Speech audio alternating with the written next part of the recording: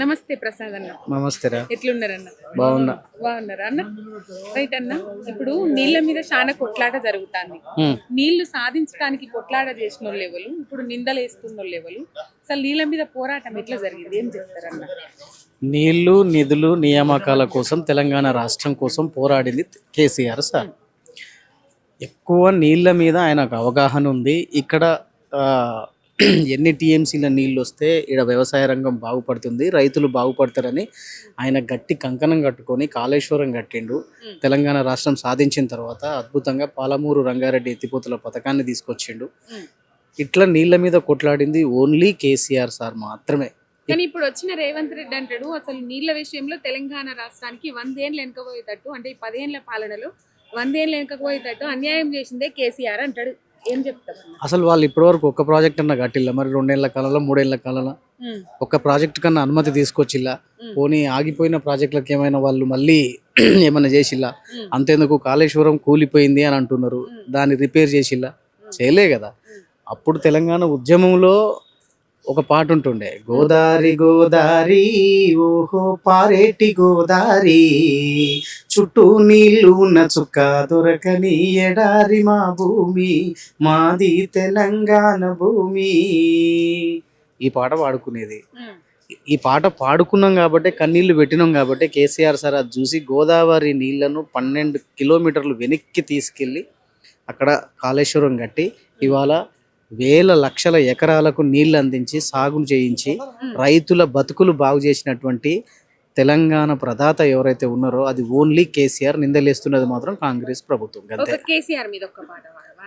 నీ సూపుతో చెరువు నిండే నాడు రైతన్న బతుకు పండే, నీ సూపుతో చెరువు నిండే నాడు రైతన్న బతుకు పండే, సారు మా ఇంట్లో సెల్లె పెళ్ళి అయ్యింది కళ్యాణ లక్ష్మితోని, గుండెకొక్క బాధ ఊరికొక్క గాథ నీ చేయి విడిసినాక, నిన్ను తలవని మనిషేడి పిలవని గొంతేది నువ్వు తెచ్చిన రాష్ట్రాన, ఇక ఎట్లయితే గట్లా ఏదైతే గది అయ్యే మళ్ళీ నిన్ను వదులుకోలేమయ్యా, యాదిల యాదికొస్తున్నావే సారు మళ్ళా ఎన్నడొస్తావు కేసీఆర్, యాదిల యాదికొస్తున్నావే సారు మళ్ళా ఎన్నడొస్తావు కేసీఆర్. నీళ్ళ కోసం కొట్లాడింది ఎవరు, ఇప్పుడు నిందలు వేస్తున్నది ఎవరు, ఏం చెప్తారన్న మీరు? ఈరోజు నిజంగా తెలంగాణ తెచ్చుకోవాలన్న ఆలోచన వచ్చిందే మన నీళ్లు నిధులు నియామకాలు అన్నీ మార్చుకుందామని. ఆ రోజు నీళ్లు లేవు, నీళ్ళల్లో ద్రోహం అవుతుందని చెప్పేసి తెలంగాణ రాకముందు ఎన్నోసార్లు కేసీఆర్ గారి సారథ్యంలో మన ఎమ్మెల్యేలు మన అప్పుడున్నటువంటి కాంగ్రెస్ క్యాబినెట్ కూడా వదిలేసి ఈరోజు ఎన్నోసార్లు కొట్లాడిన రోజులు ఉన్నాయి, ఎన్నో మనకు సాక్ష్యాలు కూడా ఉన్నాయి. ఈరోజు అట్లాంటి అన్నీ కూడా చూసుకుంటే ఖచ్చితంగా నీళ్ళ కోసం కొట్లాడిన దాంట్లో కేవలం కేసీఆర్ ప్రభుత్వం తప్ప, కేసీఆర్ గారు తప్ప ఎవ్వరూ లేరని మాత్రం ఖచ్చితంగా చెప్పుకోవచ్చు.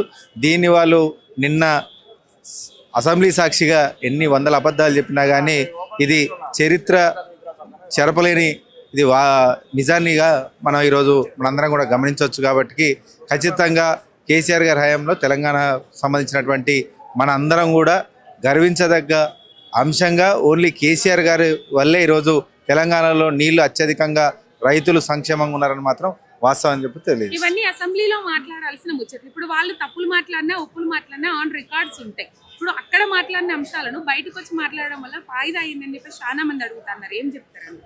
అసెంబ్లీలో ఒకవైపు స్పీకర్ గారికి ఎన్నోసార్లు మన దగ్గర ఉన్నటువంటి ఎమ్మెల్యేలు అందరూ కూడా మొరబెట్టుకున్నా కానీ ఒక్కసారి కూడా మైక్ ఇవ్వకుండా కావాలని ఏకపక్షంగా ఒకవైపు రేవంత్ రెడ్డి స్వయాన అబద్ధాలు చెప్తూ మోగాలికి బోడుగుండుకి లింకులు పెడుతూ అర్థం పర్థం లేకుండా ఒక జీవో కాపీ మొదటి నుంచి ఆఖరి వరకు చదవకుండా మొదట 2 అక్షరాలు ఆఖరి 2 అక్షరాలు తీసుకొచ్చి మధ్యలో 2 అక్షరాలు తీసుకొచ్చి ఆయన అడ్డగోలుగా ఆయన కావాలని అబద్ధాలు చెప్తున్నాడని మనం తెలియజెప్పే ప్రయత్నం చేసే క్రమంలో స్పీకర్ గారు అసలు పట్టించుకోకపోవడాన్ని నిన్న మన ఎమ్మెల్యేలు కూడా ఖండించిన సంగతి మీ అందరికి తెలియజేస్తూనే ఖచ్చితంగా తెలంగాణ ప్రజలకు నిజాలు తెలవాలి. ఒకవైపు అసెంబ్లీ సాక్షిగా వాళ్ళ అబద్ధాలు చెప్తూ దాన్ని దుర్వినియోగం చేస్తూ అసెంబ్లీని కంప్లీట్గా దాన్ని ఈరోజు దానికి అర్థం లేకుండా చేస్తున్నటువంటి కాంగ్రెస్ ప్రభుత్వానికి బుద్ధి చెప్పాలి. తెలంగాణ ప్రజలకు నిజాలు తెలవాలంటే మనం కనీసం మన భవన్ నుంచి తెలంగాణ ప్రజలకు నిజం చెప్పే ఆలోచన పక్షంగా ఆలోచన విధంగానే ఈరోజు ఈ పీపీటీ ప్రజెంటేషన్ చేయడం జరిగింది. బీఆర్ఎస్ 10 ఏళ్ల పాలనలో నీటి విషయంలో మరణ శాసనం రాసిందే బీఆర్ఎస్ పార్టీ 100 ఏళ్ళు ఇంకపోయేటట్టు చేసిందని చెప్పేసి రేవంత్ రెడ్డి ప్రధానంగా దానికి సంబంధించి ఈరోజు హరీష్ రావు గారు పెట్టినటువంటి పీపీటీ ప్రజెంటేషన్ మొత్తం కూడా లైవ్ ఇచ్చినాం. ప్రతి ఒక్కటి కూడా సాక్ష్యాల ద్వారా ఇప్పటికీ ప్రతి ఒక్క డాక్యుమెంట్ని కూడా ఈరోజు సాక్ష్యాల ద్వారా ప్రజల ముందుకు పెట్టుతూ ప్రతి ఒక్క నిజాలని ప్రజలకు చూపించినామని కూడా తెలియజేస్తాం.